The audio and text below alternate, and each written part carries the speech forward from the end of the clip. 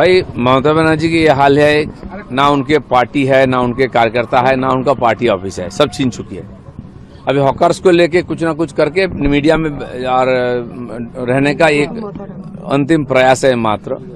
जिन hawker लोगों को उन्होंने पैसा लेकर रास्ता में बैठाया, फुटपाथ में बैठाया, कहीं पर स्टेशन में बैठा दिया है, उनका जिम्मेदारी उनका है। सरकार रास्ता को सचल करेगा, लोगों का जीवन को सहूलियत देगा, इसलिए कोई भी कहीं बैठ जाएगा ये तो नहीं चलेगा ना। जिन लोगों ने उनको बैठाया था, पैसा लिया था, सीपीएम के लोग, टीएमसी के लोग, हकार लोग, उनको पूछना चाहिए क्यों गैरकानूनी। जो कार्रवाई है तो लोकसभा बोलिए, विधानसभा, उसका एक अलग कारोबार है, चलता है, तो उसमें स्पीकर ही सर्वोपरि है। एक मेंबर को बुला सकते हैं। मेसी का जो टीम है सीपी ऑफिस में मेल किया गया जिसमें अभी विश्वास का दोषी। देखिए, जो घटना हुआ मेसी को लेकर के, यहाँ फुटबॉल सम्राट है, दुनिया का शान है, उनके साथ जिस प्रकार व्यवहार किया गया और लोगों से जिस प्रकार करोड़ों रुपया कलेक्शन किया गया इस मौके में, लोगों को देखने तो मौका नहीं मिला और बहुत हमारी बदनामी हुई बंगाल की, तो उसके लिए इंक्वायरी चल रही है।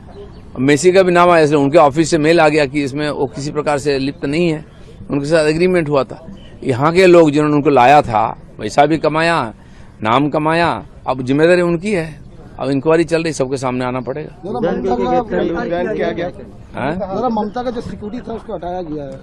सिक्योरिटी हटाया नहीं गया, चेंज किया गया। सिक्योरिटी किसी को हटाया नहीं, उसके लिए अलग से और सर्वे होता है, इंक्वायरी होती है।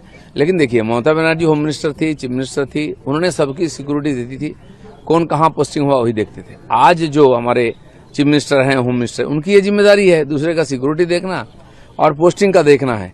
तो अगर चेंज हो गया, 20 साल कोई आपके साथ है तो उसका परिवर्तन नहीं होगा, तो उसमें इतना हाइतोबा करने का क्या है। ये जो उनकी कालीघाट की ओसी का कोई तबादला नहीं होगा, एयरपोर्ट का ओसी का कोई ट्रांसफर नहीं होगा, क्यों ऐसा भाई? ये तो बदलना चाहिए, इसी से सारा गड़बड़ होता है। आप उनको नहीं चाहिए सिक्योरिटी तो बात अलग है। एक्स मिनिस्टर उदयन गुहा, उसको गिरफ्तार किया गया है।